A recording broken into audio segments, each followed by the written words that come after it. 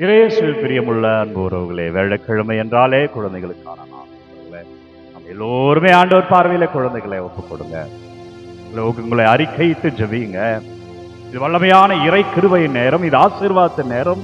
இந்த காலை வேளையிலே அல்லது எந்த நேரத்தில் இதை நீங்க பார்க்கிறீர்களோ, வல்லமையான இறை கிருபையில் அப்பா, நான் பிள்ளை, நான் கவலையில, கஷ்டத்துல, கண்ணீரில் இருக்கிற ஆண்டவரே, என்ன தொடுங்க, என் வாழ்க்கையை மாற்றுங்க என்று சொல்லிங்க. வாழ்க்கையை மாற்றுவார் கிருபைக்கு நன்றி சொல்லுங்க. காலை ஆராதனை அப்பாவை துதிக்கிறே ஆராதனை என்று சொல்லுகிற வேலையில உங்கள் தேவைகளை எல்லாம் அறிக்கையிட்டு பெற்ற கிருபைக்கு நன்றியப்பா என்று சொல்லுங்க. அவர் உங்களை வழி நடத்துவார், அவர் உங்களை ஆசீர்வதிப்பார். அவர் பெயரில வல்லமையை அறுவடை செய்வீர்கள். இறை பிள்ளைகளை ஆண்டவர் பெயரிலே சாட்சியமாய் இன்றைக்கு நற்செய்தியில இயேசு தம் சீடர்களிடம் விண்ணரசு நெருங்கி வந்து விட்டது என்று பறைசாற்றுங்கள் என்று அனுப்புகிறார். நம்ம எல்லோருமே அனுப்பப்பட்டவர்கள் தான். இன்றைக்கு நற்செய்தி மத்திய நற்செய்தி 10வது அதிகாரம் 7-15 வரை உள்ள இறை வார்த்தையில நம்ம எல்லாம் ஆண்டவருடைய குழந்தைகள் தான். நம்ம எல்லோருமே அனுப்பப்பட்டிருக்கோம். எங்க அனுப்பப்பட்டிருக்கோம்? நீங்க உங்க வீட்டுல ஒரு நல்ல தலைவனா தலைவியா வாழ்றதுக்கு அனுப்பப்பட்டிருக்கீங்க. உங்க ஆபீஸ்ல அபிஷேகமா சாட்சியான ஒரு பணியாளனா வேலை செய்யறதுக்கு அனுப்பப்பட்டிருக்கீங்க. நீங்க எந்த தொழில இருந்தாலும், நீங்க என்ன பிசினஸ்ல இருந்தாலும், ஏன் நீங்க வேலை தேடி கொண்டு இருந்தாலுமே ஆண்டவர் உங்களை அனுப்புகிறார். நல்ல வேலைக்கு செல்லும்படியா ஆண்டவர் உங்களை அனுப்புகிறார். வீட்டுக்காக நீங்க எதை பிளான் பண்ணிட்டு இருந்தாலும் நல்ல பிளானை நீங்க செய்யும்படியா, அது அபிஷேகமா ஒரு கிருபையில அந்த திட்டம் ஆசீர்வாதமா வரும்படியா ஆண்டவர் உங்களை இன்றைக்கு அனுப்புகிறார். பிரியமான உறவுகளை, எல்லோருமே அனுப்பப்பட்டவர்கள். அனுப்பப்பட்டது எப்படி இருக்கணும்? முதலில் சொல்லுகிற பாருங்க, எதிர்பார்ப்பற்றவர்களா இருக்கணும். இன்னைக்கு உலகத்துல ஒரு குண்டூசி எடுத்து வச்சா கூட சொல்லி காட்டுவாங்க. உங்க சொந்தக்காரங்களோ உங்க நண்பர்களோ ஏதாவது உதவி பண்ணிட்டாங்களோ சொல்லி காட்டுவாங்க.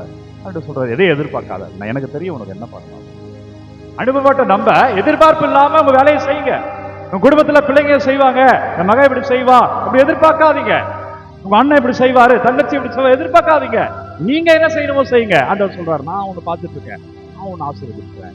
ஆண்டவருடைய பிள்ளையா அனுப்பப்பட்ட நம்ம குடும்பத்துல வேலை செய்யற இடத்துல சமூகத்துல எதிர்பார்ப்பற்றவரா இருக்கணும். அது ரொம்ப கஷ்டம். ஜெபி, அந்த ஆசீர்வாதம் தருவார். எதிர்பார்ப்பு இல்லாம இருக்கிறதே ஒரு கிருபை தான். அதுக்கு ஜெபத்தால் மட்டும்தான் கிடைக்கும். இரண்டாவது, எளியவராக இருக்க வேண்டும். எதையும் எடுத்துட்டு போவதுன்னு சொல்றாரு சீடருக்கு சொல்லும் போது. அப்படின்னா எளிமையாக இரு. இதெல்லாம் இருந்தா தான் நான் வாழ்வேன், இதெல்லாம் இருந்தா தான் குடும்பம் நல்லா இருக்கும், இதெல்லாம் இருந்தா தான் நடக்கும். அப்படிலாம் இருக்காத, நீ வேலையை பாரு, அதுக்கான முயற்சிகள் எடு, நான் அதை தருவேன் அப்படின்னு நினைக்கிறார். வேலையால் கூதிக்கு உரிமையுடையவரே அப்படின்னா நான் உனக்கு தருவேன். எதிர்பார்ப்பு இல்லாம நீ ஒண்ணு இல்லாம போ அப்படின்னு ஆண்டவர் சொல்லல. ஆனால் உனக்கு வேண்டியது வரும், உனக்கு எது தேவையோ அதை நான் தருவேன். எனவே அங்க இருக்கிறதே இங்க இல்லையேன்னு அங்கலாய்ச்சிட்டு இருக்காத. பக்கத்து வீட்டுல இப்படி இருக்கிறாங்களே, என் வீட்டுல இல்லையே கவலைப்பட்டு இருக்காத. நீயும் வேலையை செய், நீ வெற்றிக்கான பாதையை தேடிப்போ, நீ அடுத்ததை நோக்கி செல்லு, நீ எது உனக்கு வெற்றியா நோக்கி நகர்த்திக்கிட்டே இரு, நான் பார்த்துக் கொள்கிறேன், அது உன்னை தேடி வரும் என்று சொல்கிறான். அடுத்தது பாருங்க, எளிமையா இருப்பவர்கள் தகுதியுள்ளவர்களா இருக்கணும், தூய்மையா இருக்கணும். ஒரு விதையை போடுறோம்னா அந்த மண்ணு, அந்த விதை வளர்வதற்கான மண்ணாக இருக்கணும். இல்லை என்றால் அந்த விதை மக்கி போகும், ஒன்றுமில்லாமல் போகும். ஒரு விதைக்குள்ள மரம் இருக்கு, அதுபோல ஆண்டவர் உங்களை விதைத்திருக்கிறார். அப்படின்னா நீங்கள் உங்கள் சூழலை தூய்மையா வச்சுக்கணும். நீங்க ஜெபத்துல இருக்கணும். தகுதியுள்ள மண்ணில் இருந்துதான் அந்த விலை மரமாக மாறும். எனவே நாம் கூட நம்ம வாழ்க்கையில அபிஷேகமா மாற முடியும், வல்லமையா மாற முடியும். தூய்மையா வச்சுக்கணும். அப்பாவ சங்கீதத்துக்கு போங்க, பூசையில ஒப்பு கொடுத்து ஜெபிங்க, உங்களை முழுமையாய் ஆண்டவர் ஆட்கொள்ளுவார். எனவே ஆண்டவரால் அனுப்பப்பட்டவர்கள் தான் நீங்களும் நானும். நான் இந்த இறை பணிக்காக அனுப்பப்பட்டிருக்கிறேன், நீங்க குடும்ப வாழ்க்கையாக அனுப்பப்பட்டிருக்கீங்க, பார்த்து கொண்டிருக்கிற இறைப்பணி செய்கிற பிள்ளைகளாக இருக்கலாம். நம்ம அனுப்பப்பட்டவர்கள் நம்ம எப்படி இருக்கணும் ஆண்டவர் செய்வார். இதெல்லாம் இருக்கிறோமான்னு பாருங்க. அப்படி இல்லையா, என்னால இருக்க முடியல, நான் தூய்மையா இருக்க முடியல, நான் தகுதி உள்ளவனா இருக்க முடியல, என்னால எளிமையா இருக்க முடியல, எதிர்பார்ப்பு இல்லாம இருக்க முடியல, ஒப்புக்கொடுங்க. அவர் தருவார், அவர் ஆசீர்வதிப்பார். அது இருப்பதற்கான திராணியை அவர் வழங்குவார். அவர் பெயரிலே வாழ்வோம். எனவே நாம் அனுப்பப்பட்டிருக்கிறோம். அவர் பெயரில் தைரியமா நிற்போம். அவர் அனைத்தையும் தருவார். வாழ்க்கையை நீங்க உயர்த்தி அந்த பிள்ளைகளை இந்த குழந்தை இயேசுவினால், குழந்தை இயேசுவின் இரக்கம் நம்மை ஆட்கொள்ளும். குழந்தை இயேசுடைய ஆளுமையில வல்லமையில நாம் வாழ்வோம். சுபிப்போம். அப்பா நன்றி, ஓ வல்லவரே நன்றி, ஓ நல்லவரே நன்றி, ஓ இயேசுவே நன்றி. அப்பா நீங்க தொடுங்க ஆண்டவரே, நீங்க ஆசீர்வதிங்க. இறைவாக திருவை பிள்ளைகள் காணட்டும் ஆண்டவரே, வல்லமை பிள்ளைகள் காணட்டும் ஆண்டவரே, ஆசீர்வாதத்தை அறுவடை செய்யட்டும். இயேசு கிறிஸ்துவின் திருப்பெயரால் நீங்கள் வாழ்வீர்களாக. உங்கள் குடும்பம் அபிஷேகமா இருப்பதாக. குறிப்பா என்னவெல்லாம் தேவைகள் அனுப்பி ஒவ்வொன்றையும் உங்க பார்த்து வைக்கிறப்பா.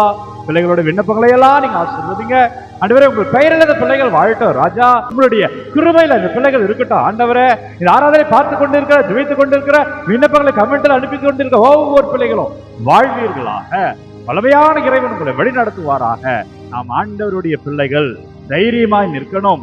ஜபத்துல நாம் நிற்கணும், நேர்மையோடு நிற்கணும், கம்பீரமாக நிற்கணும். கடவுளுக்கு மட்டுமே பயந்து இந்த உலகத்துல தைரியமா யாருக்கும் பயப்படாமல் இறையாச்சத்தில் மட்டும் இருந்து மனிதர்கள் முன்பு தைரியமா நிற்கும் பொழுது அவர் நம்மை ஆசீர்வதித்து வழிநடத்துகிறார்.